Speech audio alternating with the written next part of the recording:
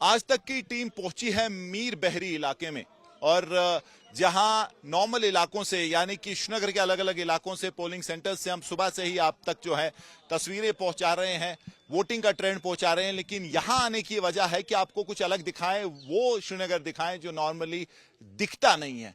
और ये वो इलाका है डल लेक का जो काफी पिछड़ा है और स्मार्ट सिटी से अगर आप इसकी कंपैरिजन करें तो यहां अभी तक जो है डेवलपमेंट उस तरीके से नहीं पहुंची है। मैं तारीख को बोलूंगा, आपको दिखाएगा। इस वक्त हम डल का एक छोटा सा जो इसको आप ट्रिब्यूटरी करेंगे उसके बीच से जा रहे हैं। ये इसको आप वेजिटेबल बाउल कहें या वेजिटेबल फील्ड्स ऑफ श्रीनगर कहें गलत नहीं होगा, क्योंकि यहां से इतना उपजाऊ इलाका है, फर्टाइल लैंड है और ये लोग जो है ज्यादातर सब्जी का काम उगाते हैं और फिर सुबह सवेरे जाके डल का जो फेमस वेजिटेबल मार्केट है वहां पे जो है ये सब्जी बेचते हैं। और इस वक्त हम एक शिकारा के बीच से यहां पहुंचे हैं और अब जो है आगे जाने की कोशिश करेंगे। इनको कहेंगे कि हमें उधर की तरफ उतार दें। और अगर आप इस इलाके की बात करें तो 3 से 4 जो है वोटिंग जो बूथ हैं वो बनाए हैं। जैसे आप देख सकते हैं कुछ औरतें जो हैं अभी भी यहाँ वेट कर रही हैं। आहिस्ता आहिस्ता जैसे दिन ढलेगा तो यहाँ परसेंटेज भी बढ़ेगी। गांदरबल बडगाम की बात करें तो काफी अच्छी वोटिंग परसेंटेज मिली है, लेकिन श्रीनगर में जो है अभी वोटर टर्नआउट कम है। इसकी कई सारी वजहें हैं, लेकिन उम्मीद यह है कि शाम के मौके पे जब लोग अपना काम खत्म करके आएंगे तो शायद वोटिंग सेंटर्स की तरफ जाएंगे। बहुत आज 2-3 मुकाबले हैं जो कि हॉट सीट्स हैं। जैसे गांदरबल की बात करें तो उमर अब्दुल्ला, बडगाम से भी उमर अब्दुल्ला, तारिक हमीद कर्रा जो पीसीसी के जो जेकेपीसीसी के प्रेसिडेंट हैं वो सेंट्रल शाल्टिंग से, और रविंदर रैना बीजेपी के स्टेट प्रेसिडेंट जो थे वो नवशेरा से। तो काफी दिलचस्प मुकाबले, लेकिन वोटिंग परसेंटेज जो है एज एक्सपेक्टेड पहले फेज के बाद काफी बड़ी है। हालांकि श्रीनगर की बात करें अभी भी जो उम्मीद थी उससे कम है, लेकिन जैसे मैंने कहा कि शायद जैसे जैसे जो है शाम करीब आएगी शायद वोटिंग टर्नआउट जो है बढ़े। सिक्योरिटी के सख्त इंतजाम और ये जो है मेक शिफ्ट यहाँ पे 3 जो है बूथ लगाए गए हैं यहाँ के लोगों के लिए। यहाँ बहुत अच्छी जो है वोटर टर्नआउट हुआ है। लेकिन अगर आप इस इलाके की बात करें तो बहुत खूबसूरत इलाका है और जहां एक अलग तरीका है लोगों के रहने का। जो शहर है ज्यादा दूर नहीं, लेकिन एक अलग बिल्कुल जो है सिस्टम है यहाँ, जिसको आप एक सख्त जिंदगी कहेंगे। हार्ड लाइफ है और आसान नहीं है जिंदगी। मेहनत से जो सब्जी उगाते हैं, कश्तियों में यहाँ ज्यादातर ट्रांसपोर्ट होता है। और अभी जब हम आए तो कई लोग जो है इन्हीं छोटे छोटे जो ये कश्तियां हैं, इनको शिकारा नहीं कह सकते क्योंकि सब्जी ट्रांसपोर्ट करने के लिए इसका इस्तेमाल होता है। तो इन्हीं में आके जो है इन छोटे छोटे जो आप ये ट्रिब्यूटरी देख रहे हैं, इन्हीं में आगे बढ़ते बढ़ते जो है पोलिंग बूथ्स तक जा रहे हैं। तो रिवर जो एक वाटर ट्रांसपोर्ट है, इसका एक अद्भुत यहाँ नजारा हमें देखने को मिलता है। सदियों से जो है ये लोग इसी तरीके से अपना जो है दिनचर्या करते हैं, अपनी कमाई करते हैं। और आज भी जब आधुनिकरण का दौर है, डेवलपमेंट बहुत आगे पहुंची है, लेकिन ये इलाका जो है अभी भी बेसिक्स ऑफ डेवलपमेंट जो है वो मांगता है। और शायद तभी जो है यहाँ वोट डालने निकले हैं, क्योंकि उम्मीद यही है कि इस वोट से इनकी जिंदगी में जो है एक पॉजिटिव बदलाव आ सकता है। हमने सिटी में जो है काफी कवर किया, लेकिन जब यहाँ आए, यहाँ दुनिया आप लोगों की दूसरी है। यहाँ पानी है, आसपास सब्जी आप लोग उगाते हैं, लेकिन काफी डेवलपमेंटल डेफिसिट दिखा। यहाँ डेवलपमेंट वैसे पहुंची नहीं है। मुद्दे बताइए कि किन चीजों को लेके वोट पड़ा है यहाँ।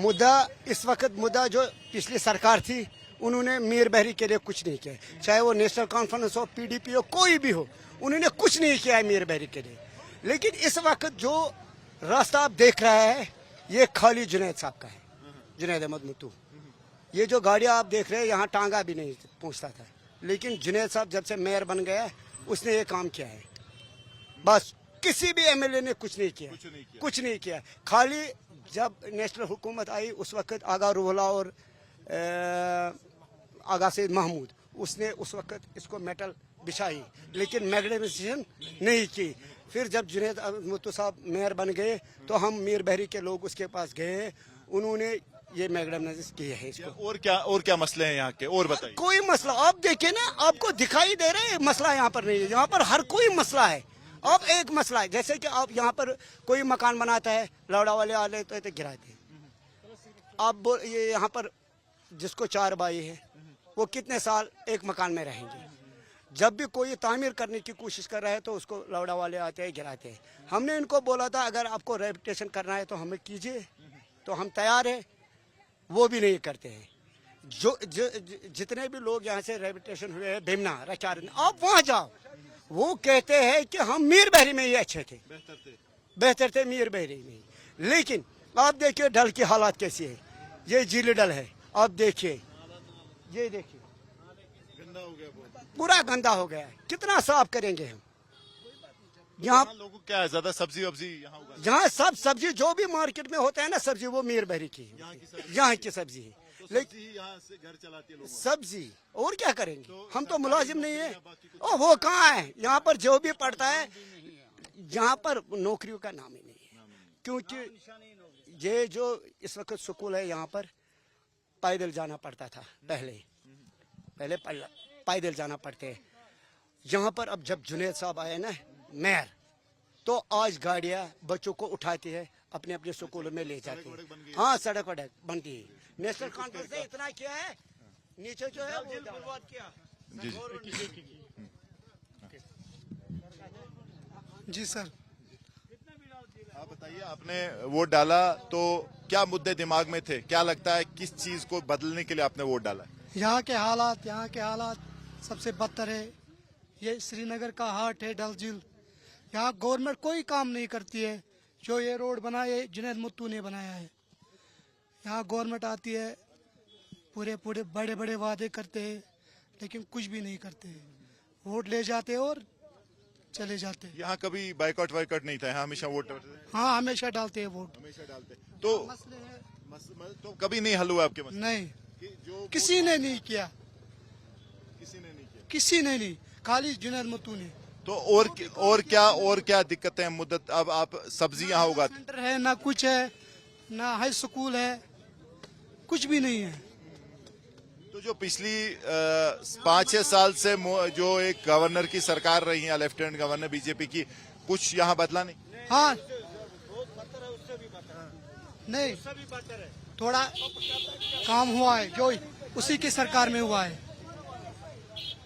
फुटपाथ बनाए, यहाँ ये रोड बनाए, मैकडम।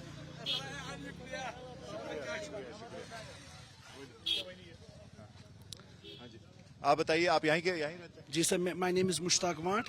तो हमारी पहले तो होम मिनिस्टर से ये एक गुजारिश है कि उसके लिए हम शुक्रगुजार हैं उनके कि उन्होंने यहाँ पर असेंबली के चुनाव किए। तो इससे हुकूमत हर जगह पे ज़रूरी है। तो हम डल झील में रहते हैं, जैसे कि आप गाड़ी निकालोगे उसके लिए आपको बैंक फाइनेंस देती है, आपको 30,000 में 40 लाख की गाड़ी मिलेगी। हमें यहाँ पर किस्त लानी है 2.5 लाख की, उसके लिए हमके बाय हैंड पैसे देने हैं।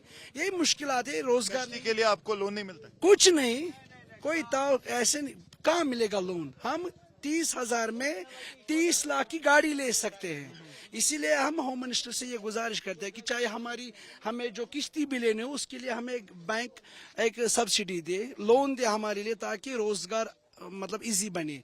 जैसे कि 2-3 साल हो गए यहाँ पर टूरिज्म को एक बाहर मिल गया, यहाँ पर टूरिज्म आ रहा है। जैसे कि आप लाल चौक में देखोगे डेवलपमेंट हो गई, लेकिन कुछ चीज़ें ऐसी है जो एनसी के यहाँ पर जो कीड़ा है ना पुराना, वो उसके लिए कोई सैनिटाइज और करना है, इकट्ठे तो खत्म नहीं होगा वो जो उन्होंने बर्बादी की यहाँ पर। हम पहले 40 साल या 50 साल हजरतबल कॉन्स्टिट्यूंसी में डल झील पड़ता था, 40 साल कभी 1 रुपया नहीं लगा, 1 रुपया।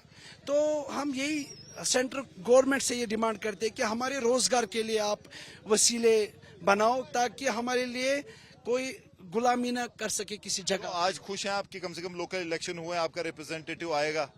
इंशाल्लाह तो यही उम्मीद रहेगी। इसके लिए तो हम सेंटर के एक बार नहीं लाख बार शुक्रिया अदा करते हैं। इंशाल्लाह तो अब काम होगा। सबसे बड़ा काम है बेरोजगारी, और डल झील में ये जो है ना इर्द गिर्द थोड़ी सी गंदगी है, ये इसको तो खाली डल वाला साफ करेगा। ये तो यहाँ पर मशीन लाते हैं 4 लाख 5 करोड़ 10 करोड़ की, ये सब जैसे हम दाढ़ी काटते हैं ये वैसा ही है।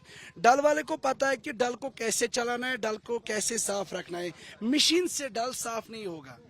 ये कोई गोवा का समंदर नहीं है जिसको कि हम मशीन लाएंगे, अभी मतलब जहाज लगाना है, लेकिन हमें बाय हैंड ऐसे घास निकालना है, बाय हैंड किसी जगह पे डालना है। बताइए, आपने तो कई बार वोट डाला होगा, बीच में कभी वोट नहीं डाला या हमेशा से आप वोट डाल रहे हैं? हाँ मैंने हर 5-5 साल के बाद वोट डालता है हम। तो वोट से बदलाव आया कभी? आपका वोट कभी इस्तेमाल? भी नहीं, यहाँ पर हजरतबल कॉन्स्टिट्यूंसी से हम वोट डालते हैं। नेशनल कॉन्फ्रेंस ने यहाँ पर मोहम्मद सईद आखुन को रखा है। वो आते हैं, ये करेंगे वो करेंगे, बाद में वो मुंह ही नहीं दिखाते हैं। तो बड़े क्या मुद्दे हैं? अब एक बड़ा मुद्दा आपको बोलूंगा, क्या सबसे बड़ा चीज जो चुभती है आपको? हाँ, बड़ा मुद्दा ये है कि गवर्नमेंट ने डल को यहाँ से रिहेबिलिटेट करना है। फिर जब हम उनके पास जाते हैं वहाँ कुछ काम नहीं होता है। हाँ, वहाँ होता है मगर किसके जरिए? दलालों के जरिए। जब हम पैसे देंगे, अच्छा, पैसों की करप्शन है। हाँ, करप्शन है, करप्शन के बगैर काम नहीं। यहाँ खत्म नहीं हुआ। जो डल यहाँ पर है, ये पानी हम पीते भी हैं, उससे भी नहाते हैं। ये सिर्फ डल डेवलपमेंट प्रोजेक्ट ने खराब कर दिया है। जब ऐसा यहाँ पर यहाँ के जो ये नौजवान है, कुछ नौजवान वो है जो आज मजदूरी पर मजबूर हो गए। हाँ, रोजगार नहीं है। इन्होंने हमसे वादा किया कि हम रोजगार देंगे, सड़कें देंगे, अस्पताल देंगे, डिस्पेंसरियाँ देंगे, स्कूल देंगे, मगर उसके अगेंस्ट उसने कुछ नहीं किया। फिर क्या हम करते हैं? सिर्फ हम मजदूरी करते हैं इस डाल को। डाल में अगर ये इनको 50% काम करते हैं, ये 25 ही करते हैं तो निकालते हैं। पैसा पैसा पैसा खाते हैं, मतलब करप्शन। करप्शन ज्यादा है यहाँ पर। यहाँ पर उन्होंने वर्क सुपरवाइजर रखा है, वो भी किसी बाइक वाले को, किसी टांगे वाले को लाते हैं तो खींचते हैं फोटो, बेचते हैं उधर, फिर पैसे निकालते हैं।